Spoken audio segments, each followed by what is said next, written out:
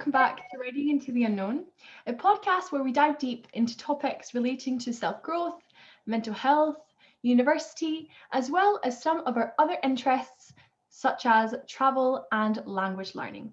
My name is Monica. And I'm Christina. And in today's podcast, we have a super exciting guest, Stuthi Hegde, who is a very long-time friend of mine. We've actually known each other for over 10 years now, and I'm really, really excited to have her on the podcast today.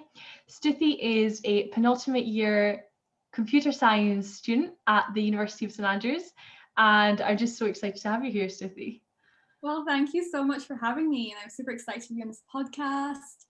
For a little bit of context, I wanted to start by saying how me and Stuthi actually met. So I can't actually remember when we met, Stuthi. I can't remember how we became friends or when we met. Like it obviously it was some chess tournament, but I don't remember what one. But I do remember we've had so many different memories and so many different chess tournaments. Right now, to me, all just like merges into one big holiday of a chess tournament. I don't know how to describe it. I'm sure you have probably the same feeling because this was such a long time ago. Yeah, I think it was probably maybe 2011 or so. It was maybe one of the like junior chess championships that we played in Scotland. And then from then on, we just played so many tournaments together, and I feel like our friendship just started to grow from there, and like we became older and we just got really close, and it's been so nice. And I feel like we've obviously, now that we're super busy with, uni and everything, we've not really had very much time for chess. So I just wanted to talk more about university and how you have found your experience at university now that you're almost graduating, which is crazy. So yeah, because I think we were just speaking about how I met you once in London, and that was just before we were starting first year, and that literally seems like it was yesterday, Monica. It's insane. And obviously COVID happened, so I've had 1 year of in-person lectures, in-person uni, and I didn't really make use of it because I just never went to lectures, and now I'm sitting here wishing I had gone to those lectures. But yeah, uni's been really good. I just finished third year a week and a half ago, just my last exam, and third year's definitely been a step up, but it's been really, really rewarding. And yeah, do you want to deep dive into any like specific topic of uni? Yeah, I wanted to ask you actually, so you're now done with third year, which is crazy, like so am I, and we're almost done with uni, which is absolutely crazy. And I feel like this last year you'll probably be able to relate that it's just kind of flown by, like it's just kind of passed by, if that makes sense. And I wanted to ask you how you found this year, because it's been very challenging for a lot of us, and what are your sort of like not impressions, what's the word, like what have been your sort of reflections this year doing virtual online university, and how you've coped with regards to burnout and overworking yourself, and just how you found this year overall, and maybe you can share with us like any helpful techniques or anything that you found. Yeah, so as you know, I just study 24/7 sometimes, and sometimes, especially if you play chess, like we play chess 5-6 hours a game, so it's quite easy for us just to sit down and concentrate and do one thing for the whole day without we can just concentrate and not feel too distracted. But I also sometimes feel that that's kind of, I'm not going to say a curse, but like obviously it's a really good habit to have, but then you just kind of get into this spiral of you just keep working and working and working, and then your mind kind of gets like work is always on your mind 24/7, just because you can concentrate on it and you don't get distracted. So I'm just trying to, like, obviously in this COVID world, because everything's virtual, I feel that's made it much worse, because your home and your work are the same place. So your place of relaxation and your place of work have kind of been merged into one. So because of that, I'm literally trying to work less and less and less. And surprisingly, my grades haven't, like, there's not been a big change in my grades, even though I've reduced my work. So some tips some tips and tricks I have was, one, like to make a to-do list like the night before. I don't know if you guys do that, but I make a to-do list of like my top priorities, put them in order, how much time I'm going to spend on each subject or each task. And that to-do list isn't just, studies. It's also when you're going to be relaxing. Because I feel like in every to-do list, people always say, oh yeah, you have to do this, this, and this. But, if you can't, I'm not sure how to word this, but if you just keep working and working and working and you don't give yourself breaks and you don't, plan your breaks, you can kind of easily get burnt out if you keep doing that every single day. So that's one, really big thing that's helped me structure my days, which is to-do lists. And something else is like, I guess typical distractions, keeping your phone away, keeping yourself away from social media. Not ideal, because I got TikTok in like January, and sometimes I just feel myself, I just like scroll through TikTok for hours and I just kind of forget. So that's like a very big distraction, which I'm trying to, minimize. Other than that, I think in the middle of the day, you should take a walk. I feel like a walk is very underestimated. Everybody's like, oh, it's a walk, like nothing's gonna happen. But, just get some fresh air if you've been at home all day, which is quite common when you're working virtually as well. Yeah. I totally relate to everything that you're saying about, being in the same place, working, and like I'm working from my bedroom, so I can literally, my bed is just behind me. And something that I've taken away from what you just said though is the importance of like scheduling your breaks, because I don't do that. I've always thought, oh yeah, like I'll do a to-do list, I'll write down everything that I have to get done that day or the next day. But then I just think, okay, when this is done, I'll have time to rest. But then if it's not done, I'll just keep working.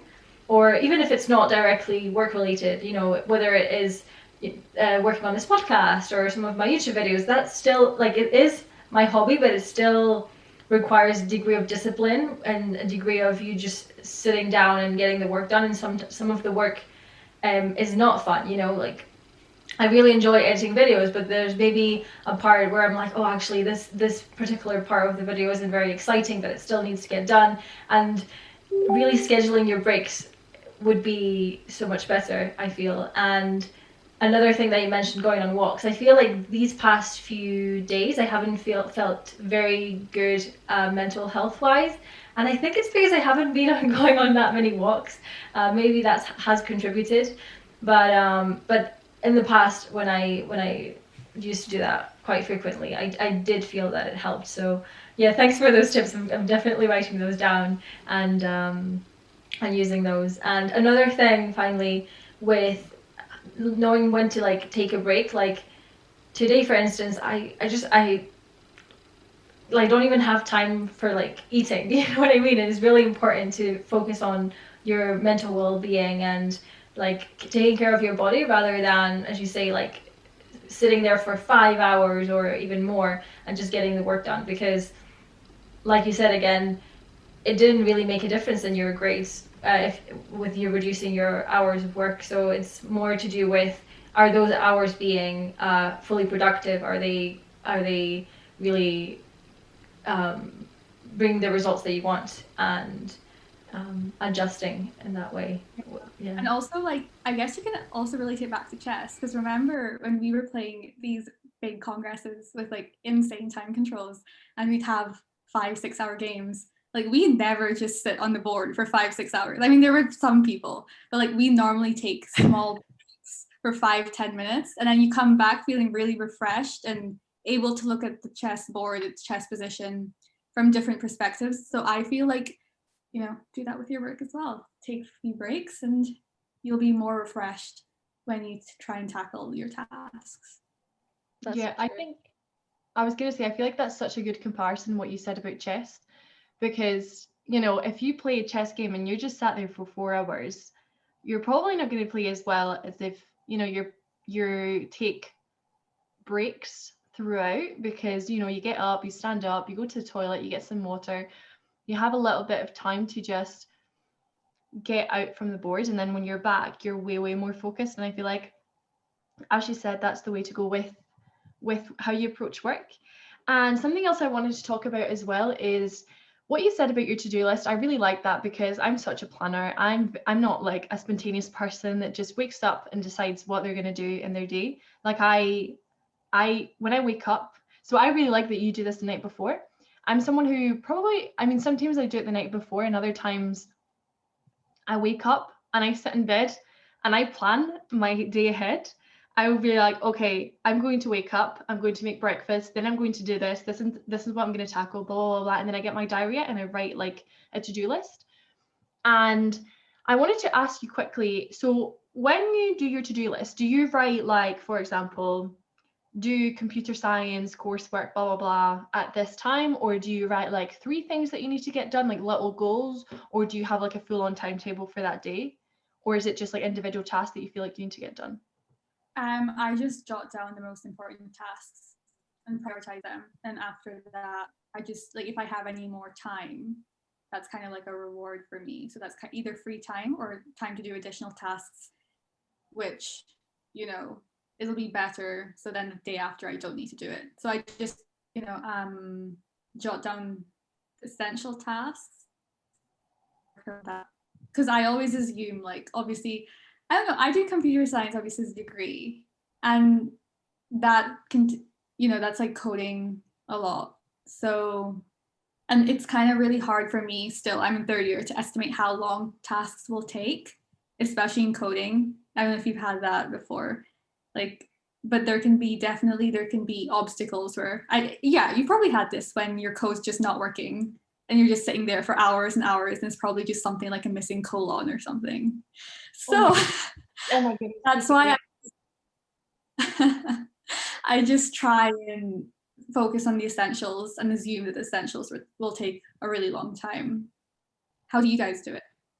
Yeah, I think that's good. I think it's important to just have a priority list and try and get those done, because I used to write like a bunch of tasks that I felt like I needed to get done, and then I felt overwhelmed because they weren't manageable tasks. I'm always very optimistic, and I write like 10 things, and realistically I'm not going to get those 10 things done because it's just not realistic. And so now what I try to do is just do maybe like 3 things that are essential, and if I get those done, that's fine by me. And I totally feel you with the coding thing, because I had to do a coursework. It was a Python coursework. And I was like, oh, it's going to take me 2 hours. Literally took me like the whole entire afternoon, because I was like so stuck. I was like, oh, what am I doing here? But yeah, I feel like it's hard to actually estimate how long the task is going to take, especially as you said, you come across problems that are just unpredictable. Whereas if you're doing maybe like a coursework and you kind of know how to tackle it, you have a good idea. You're like, okay. Or for example, a tutorial of questions, you're like, okay, these questions like will take me this amount of time. But at the same time, I don't really like to be restricted, because before I would say, okay, it's going to take me 2 hours, but most of the time I take way longer. So it would just put me off, and then it would like that task would take over the other one, and it would just have this like knock-on effect. Yeah. So now I just set like 3 tasks that I need to get done, and then I just get them done and I feel like accomplished. And something else I wanted to say really quickly as well is I totally understand, like I totally relate to the fact that you said when you worked a little bit less, it didn't actually have a big impact on your grades. And we've spoken about this before in the podcast with regards to Parkinson's law. If you know what it is, it's basically like this curve where you have like your peak optimum performance, and then after that, when you're so it's basically time. So the longer you work, and so that it's time at the bottom and it's performance at the top. So obviously you start out here with no time, no performance, and then you go up and you work your way up, and you work a couple of hours and your performance is at its highest. But when you work for way too long, your performance is going to slowly come down, because you're going to get obviously really tired. Like you're going to get tired over time. So in the first semester, I worked, I think you can relate to this, Stuthi.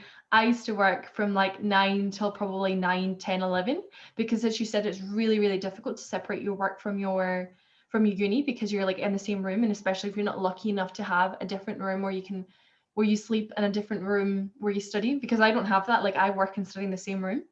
So for me at the beginning in first semester, it was really difficult to have that separation.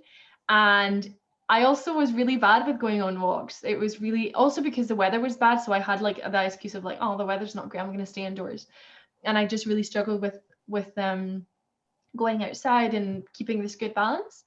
So then when I came into into second semester, I was like, okay, I need to really improve on my timing. I need to just have better time management.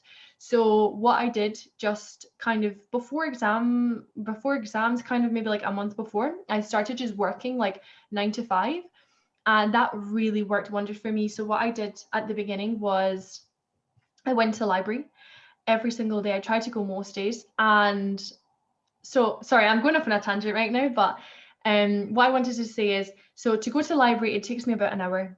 And I used to not want to go to the library because I was like, okay, I have to walk for like over an hour, like it's going to take way too long. But then I thought, okay, I'm way, way more productive when I'm in the library. So I would walk literally like how many miles every day? I don't know. I would walk like a couple of miles every day just to get to uni. And then I would do like 9 to 5, and I worked so well. Like I was like, I've not done so much work in my life because I didn't have any sort of distractions. So I worked 9 to 5, and then I could get home and I could literally relax and not do any work at all. Like I could come back, make dinner, like make a nice dinner, just like get cozy at home, and it would be like the best feeling ever because I had that sort of like, okay, this is work and this is home. Whereas when I was at home, like I didn't know when to stop, and it was very like, oh, I feel so guilty when I'm like not working. Do you know what I mean? Like I feel like I should be working all the time. So for me, like that really worked. The 9 to 5, and turns out I just did my exams last month, and they went really, really, really well in comparison to last semester. Like they went really, really well. So I definitely think that like just because you work less hours doesn't mean you're like not as productive, or that it's going to have like a massive effect on your success or productivity, or you know what I mean. So yeah. Yeah, no, that's great. I agree completely. I was gonna say the same. I was gonna mention Parkinson's law that we have talked about so many times on this podcast. Just because many times, like answering your questions, Stuti, like I also make to-do lists. I haven't really lately, but sometimes when I feel like I have a lot to do, I would bring out my to-do list. I would say, okay, what are my top tasks that I need to get done? And I would write them down. But then I tend to maybe like put a little star or like highlight the most important tasks, and then jot down other things that need to get done but don't have as much priority, so that I know that that day I want to tackle these, as you say, Moni, just 2 or 3 things, and then if there is time I will do the other ones. But also there's that danger, let's say, of giving yourself too little to do, and then you just spend, like, let's say you give yourself two short tasks to do, and you have like all day to do them, then it's going to take you a really long time to get them done. Whereas if you really tell yourself, okay, I only have until 5 today, or I only have until midday, then you'd like really wake up and say, okay, I need to get this done as soon as possible. And I feel like that really has an impact in my productivity. If I give myself shorter amount of time to get tasks done than I would. I had to do something for work just right before this podcast, and I thought it was going to take me 3 hours, but I was like, no, it needs to get done by the end of like the working day, and I just got it done because that's the time that I had. So yeah. Awesome. Yeah, so Stuti, thank you so much for the tips. I also wanted to ask you about what other things that it is that you're involved with at university. I know that you're an advocate for STEM, especially promoting STEM amongst women like us. And yeah, would you like to describe a little bit about what you're involved with? Yeah, so apart from uni, back in January I joined this accelerator program called Adventure, and basically what they did was co-founders could sign up, and also people looking to join the startup could sign up, and it was all student-based, student-led.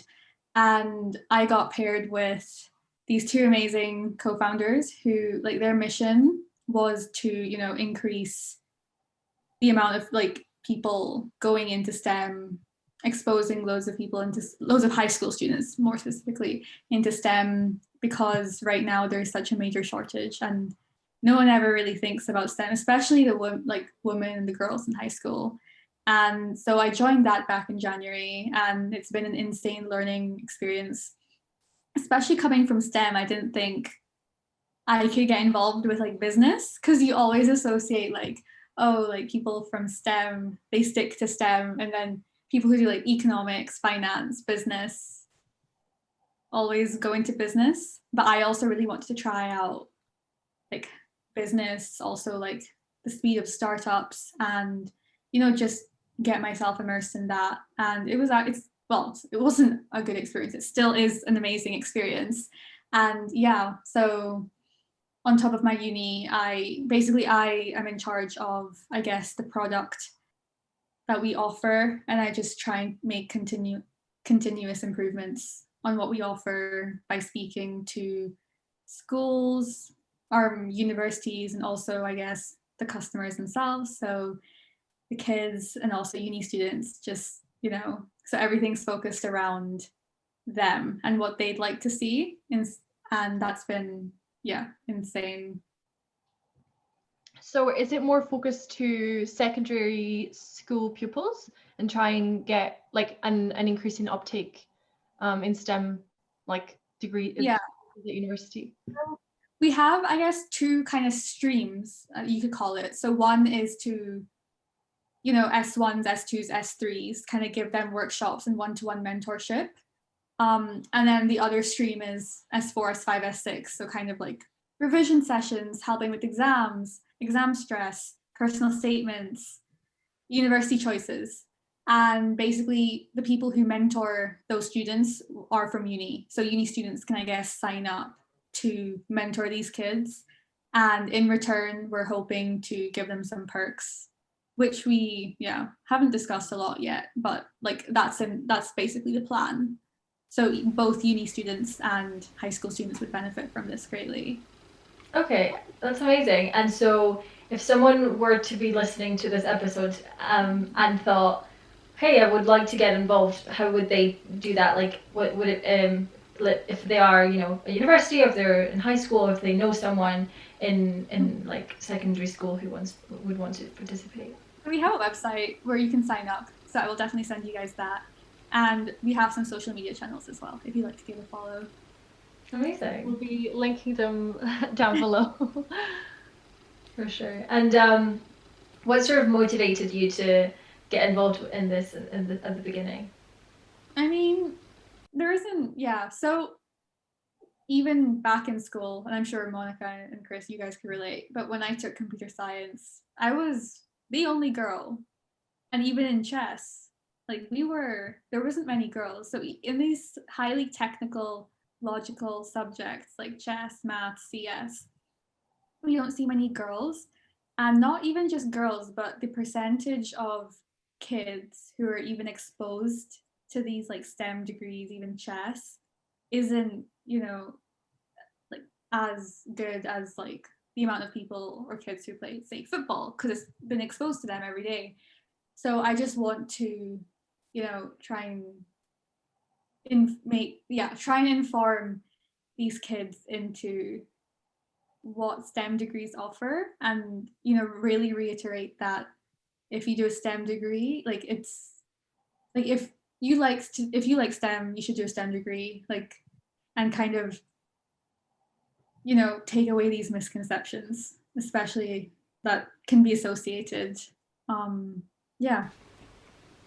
I totally agree with you. And I think, I'm actually involved with other STEM initiatives at work. So like, I'm definitely checking out your links and like having a chat with you after this to see if maybe we could like collaborate in some way. That would be amazing. 100%. Yes. Yeah. But I think it's so important to, as you said, promote engineering to young girls. But yeah, I mean, it's so important to encourage young girls to pursue careers in STEM, because as you said, Stuti, it's just we're not exposed to that as young girls. I genuinely did not know what engineering was until I actually studied it at university. I just kind of Googled about it a little bit before choosing what to study at university, but I didn't really know what it was. We never had any engineering modules or any engineering classes or any sort of any sort of exposure like that? Yeah, because when I was in high school, like obviously, like we were lucky enough that we had a subject and I could take computer science and kind of get a taste of what it is. But it would have been really nice if I had mentors or university students to talk to about what it actually entails. So that's also why we started to provide that support. I'm so glad that you guys started that and that you involved in such a good, STEM startup, because I think like it's just so important to be able to have this influence and be able to help younger students who don't have these mentors and role models, because I'm the exact same. Like you guys know that I was involved in FemEng Rwanda, which our mission is very, very similar. Again, it's to try and like get a higher, increase the uptake rather of young females and young girls in high schools and secondary schools to try and follow a career in STEM as well. So I'm all about that. And I also wanted to say that, so I'm also part of FemEng, who basically started FemEng in Rwanda. And I'm just so happy with the work that they're doing as well, because they're now reaching out to schools. So I wanted to ask, do you guys, is it more of like a private thing where you contact students, or is it reaching out to schools and doing that? So initially we are just promoting on social media, but we do have plans and we are planning to reach out to schools, to universities, and even companies for partnerships. So if you guys know anyone, I would appreciate that. For sure, yeah. No, genuinely, I mean it. We should talk about this afterwards and see Yes, 100%. what could be done, because like in my office, we're really passionate about promoting STEM, and I'm now in charge of organising this event for International Women in Engineering Day on the 23rd of June. So I'll be like delivering a webinar. I've got lots of ideas to do with that. So yeah, very exciting stuff. Sorry, I'm like changing the topic a little bit, but I wanted to ask you, I just thought about this. I wanted to ask you, so you're doing an internship with Amazon, right? Yeah, I just started last Monday. Wow. And I wanted to ask you, like, how did you get your internship, and how was it, and like what are you doing in your internship and everything? Because it's so good that you've secured an internship like in third year. So I just wanted to ask you more about that. Thanks. So actually, I got like a recruiter messaged me on LinkedIn. So my first tip to anyone who's watching is get LinkedIn and add all your experiences there with good keywords so that there's more of a chance for recruiters to find you and message you about opportunities. So yeah, so basically I got, I guess not headhunted, but just a recruiter reached out to me, and I thought it was super interesting because I'm actually not doing software engineering. I'm doing something called business intelligence engineering. I don't know if you guys have heard of that. No, could you explain? I mean, yeah, sure. So basically, all like loads of businesses have loads and loads of data. So basically, business intelligence engineers, I guess, speak to business people, and then these business people have different problems they like to tackle. For example, can I think of one on the top of my head? For example, how where is what are users buying the most, or so something like that. And obviously then we have this big data set, and we use like SQL, different technologies to come up with the answers to these big questions, and that then further drives the strategy of the business. So we basically get questions, we come up with the answers using data, and then give them back to whoever asked that question. great. So it's all about making data-driven decisions, driving the future, driving the company forward.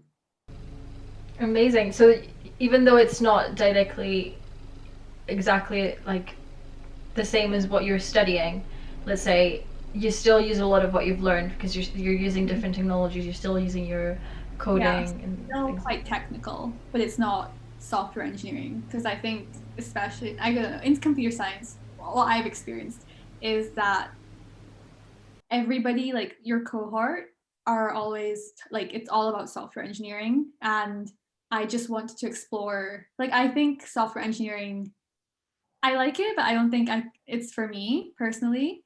And not many, well, I don't know actually, but software engineering is everywhere. So you're definitely exposed to it more and more and more.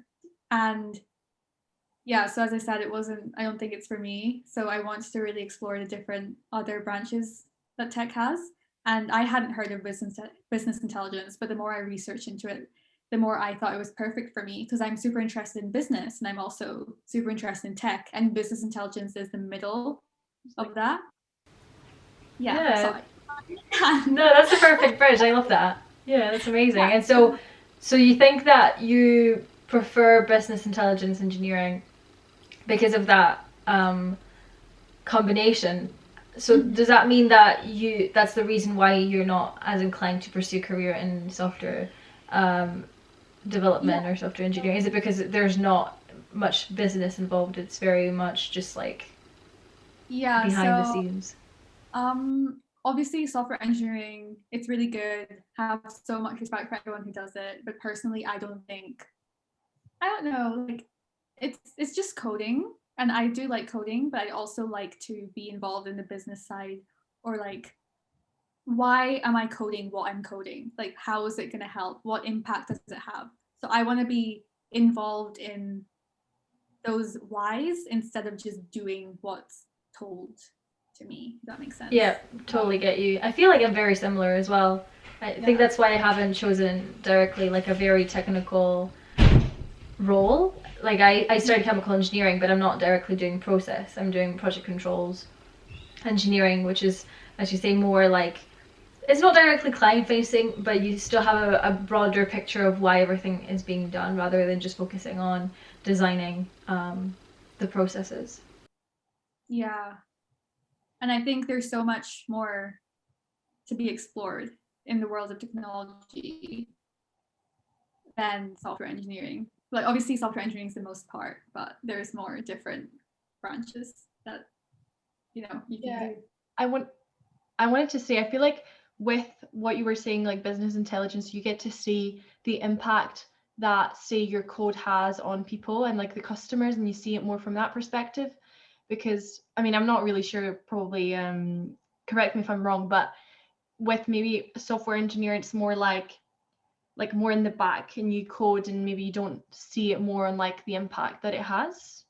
I'm not really sure. So I guess software engineering, it definitely depends what you're doing. So if you're, without getting too technical, if you are doing something which is visible to the customer and you're designing that, so for example, if you're designing, a new Instagram layout or something, you're coding that up, you can obviously see that, like that impact. But however, like in business intelligence, you are working directly with the stakeholders and giving them what they want. And by that, you can kind of see what impact you have, like what data it's basically data analysis and then making conclusions and providing that. So it is kind of like very impact focused. Well, more impact focused, I think. Yeah, so it's more like, so what you referred to the first example is more like front end development, right? Yeah. And the other is more like building client relationships and being more focused on that perhaps as well. Yeah, client relationships. So you definitely have to have both technical skills and soft skills because you're not just coding. You're also speaking to different people who'd like access to your data, what data they'd like, what metrics they want, and things like that. So I think it's definitely the best of both worlds, both tech and business, and that's why I've been enjoying it so far.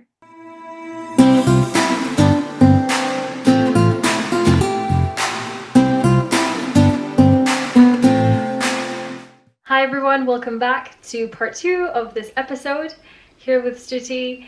And I want to ask you, Stuthi, that you have gotten a new dog recently. Tell us about that. Yeah, so my family got a new dog last year. We actually got him last March. We didn't know that COVID lockdown was going to happen, so so basically in the dog buying world, you have to reserve dogs, I think, 2 or 3 months before you pick them up.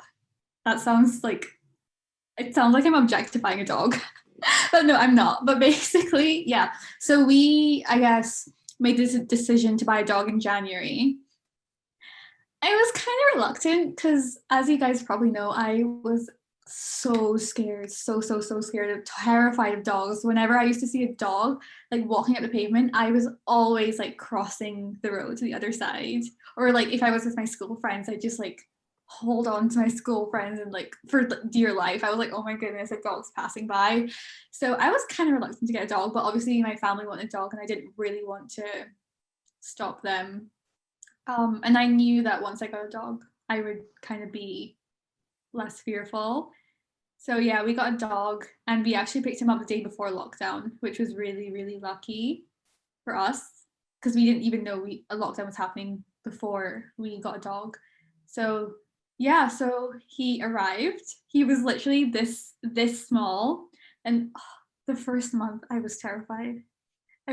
He was this small. I know, looking back, I was like, oh my goodness, you're such a coward. But no, I was terrified of him when he was a puppy for like the first 2 weeks. So like I would never like be in the same room as him, or like if I want to take a photo of him, I'd always like stay really far and like take a photo. So that happened, and then I think he kind of picked up that I was the fearful one in the family.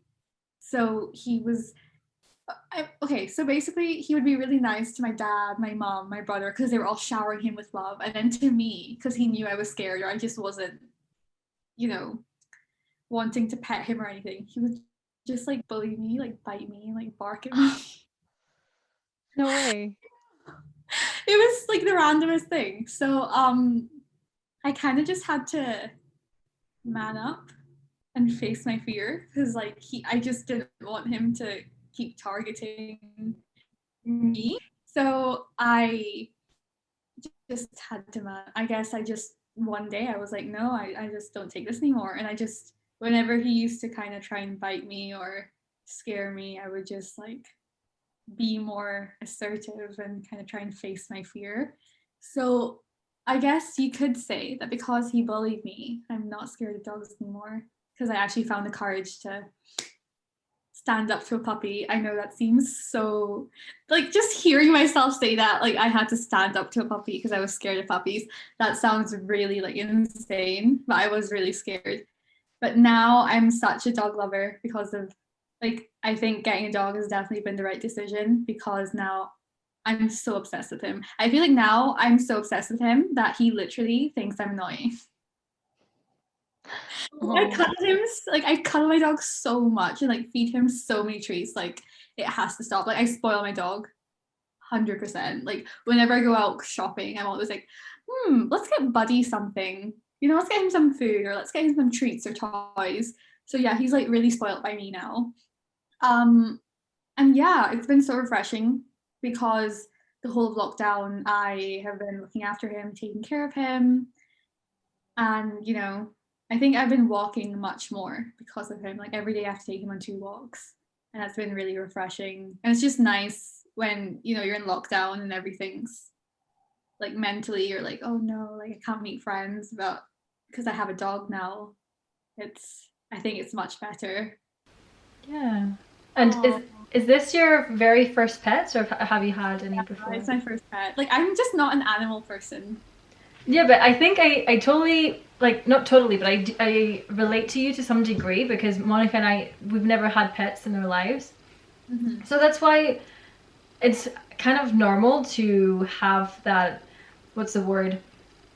Like, you're just a little bit, like, you would want to distance yourself from this unknown creature. Like, you know, if you're not used to having dogs around, you'll be like, oh, I don't know, like, will they be nice to me, etc. And it's when you actually get to know them that you warm up to them. I feel that I don't do that now, but I think Monica was a bit more frightened than me maybe. But yeah, I wasn't a big fan of dogs like running after me like in the street. I'd be like, oh, like I won't pet them, I'll just kind of walk away and that kind of thing. Until about 2 years ago when I was volunteering in Cambodia, I like coexisted with around like 6 puppies and like two other dogs, and it was just, at first I was a bit scared. Like everybody would be like petting them and like playing with them, and I'll be like, oh, like stay away. But then they were just so cute. And as you say, like you're saying now, you're so obsessed with your dog. Like it was a bit like that. Like I just became really friendly with them, etc. And you just know that it's not scary. But yeah, I mean, I don't know this because I was 2 years old, but a dog tried to bite me when I was 2, and my uncle saved me. And so I was like, fine. But my dad told me this story, and he was like, oh, maybe that's why you were scared of dogs all this time. But I think it's also the fact that I just haven't been exposed to them like in close contact like that. So it's totally normal. You know, it's not a completely irrational fear, I would say. Yeah, I didn't really have any traumatic experiences with dogs. I just, yeah, as I said, I wasn't an animal person. So when I got my puppy, I was so like, I don't think anyone could believe I was so scared. Like he was this small and I was just running away. I was never in the same room as him, just running away from this small puppy. And now looking back, I'm like, oh, I shouldn't have been scared because I could have spent more time when he was, because you know they grow up so fast. So yeah, I guess that's like a small regret, but I mean I couldn't help it. So Yeah. in the future, if I get another dog, when when they're at their puppy stages, I'll definitely make up for that. That's so good that like I feel like that exposure, as Chris said, allows you to overcome your fear, because I'm kind of similar to how you were before. Like I've never had any traumatic experiences, but I've never been like an animal lover or an animal person. Mm-hmm. Simply because we've never had any pets growing up. And I don't know, like I'm always kind of a bit scared when I see a dog. And I think that just comes from not knowing and like not having that experience, because I'm sure that if I had a puppy like yourself, Stuthi, I probably would warm up to him like over time, like you did. But that's just so cute, like seeing how at the beginning you were so scared and now you guys are like best friends and like you just like absolutely spoil him. I just Yeah, feel you like guys have to come up and visit him sometime. yeah. Yeah, that would be so cute. And I feel like it's so good, especially, you know, that you got him before lockdown. And now it's like such a good excuse for you to go outside, because you kind of like you have to get him out. Do you know what I mean? So it's a good excuse for you to like go on walks as well. Yeah, Which if it's is not just me, I have to. Because if it was just me, I'd just be like, oh, I can't. I'm too lazy to go on a walk. Because it's him, I have to, make myself go. Yeah. And you said you called him Buddy. Is that his name? Yeah, Oh, cute. a wee golden retriever. Who came up with the name? My brother. Oh, that's nice. And what is it like? Because now you're at home, right? You're staying with your family. What is it like staying at home? You know, before you were living independently at university, now you're back home because of lockdown. What has that been like? So basically, before uni started, I was literally telling all like my whole family, like, oh, I'm moving out. I'm never gonna come back home again. Like this is the last time you'll be seeing me. But I guess when I got to uni, I was like, oh, I actually have to take care of myself now. Like I have to make food, I have to do the laundry. And I know like I guess like to be honest, when I was at home, I took those things for granted, like honestly speaking. And I guess when I went to uni, it just hit me that it's actually a lot of work. It's not easy. So I feel like whenever I'm home, it's like obviously I love uni. Like I love spending time with my friends. I love having that independence. However, I really enjoy staying at home after I guess the uni experience, because at uni you were expected to be much more independent, and I guess I can be independent, take care of myself, and and obviously there's friends that you're surrounded with, that which is awesome. However, I just feel like home is, I've been here for so long before uni, like it just feels I guess like home, and it's just nice to be back. I think academics wise, I focus much more when I'm at home, because I did my Nat 5s hires, my advanced hires sitting on like one chair in the kitchen. Like if I sit there and work, then like anything can get done, because like that environment is just what I've been exposed to growing up. I don't know if you guys have had the same feeling. So when I'm doing like virtual like uni at home, I feel like I'm privileged to have like people take care of me and like food on the table. So it's been really, really nice for me. How do you guys feel about that? I Yeah. totally. Oh, you go ahead, Monica. Yeah, Stuthi, I totally understand that. Wait, sorry. Okay, I'll go. So I totally relate to what you're saying about having food on the table. Like my mom always texts me pictures of food when she cooks for everybody back home, and I'm just like, gosh, like I have to go cook myself. And sometimes, you're busy doing other things and you don't prioritize eating. Like I didn't do that today, so I'm starving. But after we filmed this, I'm definitely having something to eat. And yes, I do think that I was super productive back home. I had like a whole like dining table just to myself, spread my notes all around.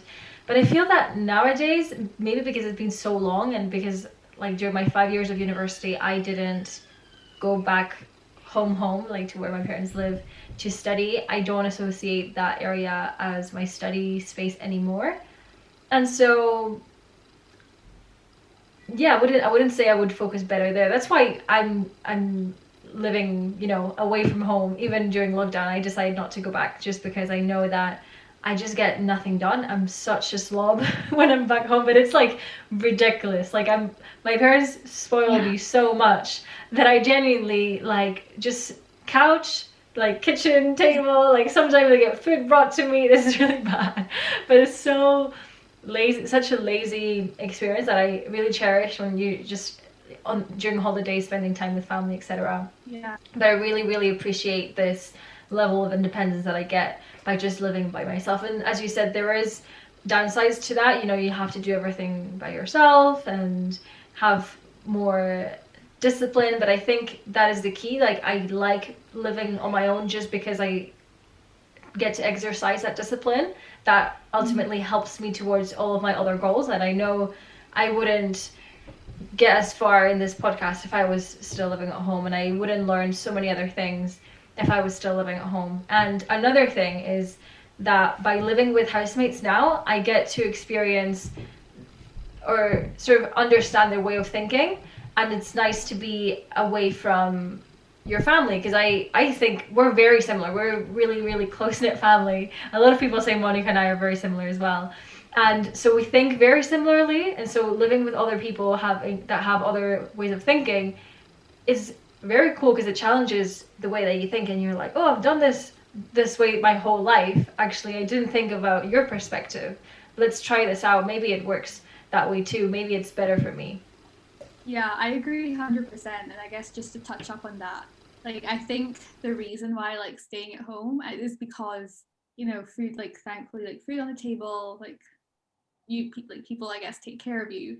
And when I go to uni, I like I work, and as you said, like I'd never, like I guess like now I know my problem. You just told me like my own problem. Like I don't prioritize food, or like I don't prioritize taking care of myself because I just study, and I'm like, oh no, it's 11 o'clock. I've not had dinner, so I just go and have like baked beans or like a can of baked.